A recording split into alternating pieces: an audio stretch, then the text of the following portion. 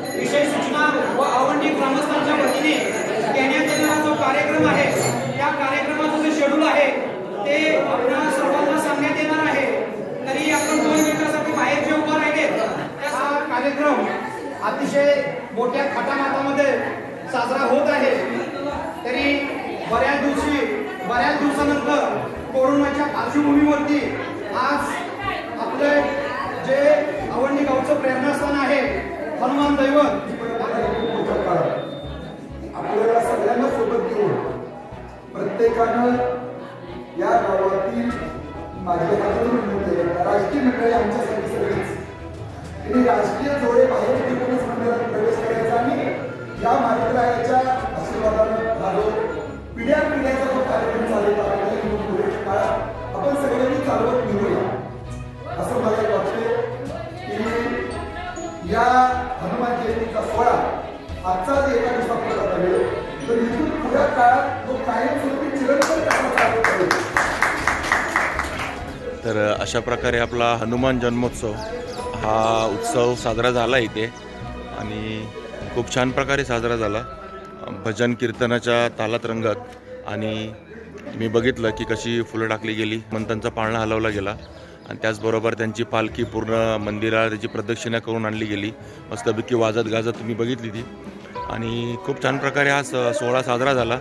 आणि मी तर पहिल्यांदाच सोहळ्यामध्ये सहभागी झालो, म्हणजे हा सोहळा मी पहिल्यांदाच पाहिला माझ्या गावचा. याच्या अगोदर कधी असा मला म्हणजे येता नाही आलं किंवा काही कारणास्तव मी आलो नाही, पण मला खूप छान वाटलं हा सोहळा अटेंड करून, म्हणजे मला सोहळ्यामध्ये येऊन. आणि या व्हिडिओच्या मार्फत मी तुम्हाला आमच्या गावचा जो हनुमान जन्मोत्सवाचा सोहळा आहे तो दाखवण्याचा प्रयत्न केला. जर तो तुम्हाला आवडला असेल तर व्हिडिओला लाईक करा, शेअर करा, कमेंट करा आणि चॅनलवर नवीन असाल तर चॅनलला सबस्क्राईब करायला विसरू नका. चला तर मग पुन्हा भेटू अशाच एका नवीन व्हिडिओमध्ये. तोपर्यंत टेक केअर, बाय बाय.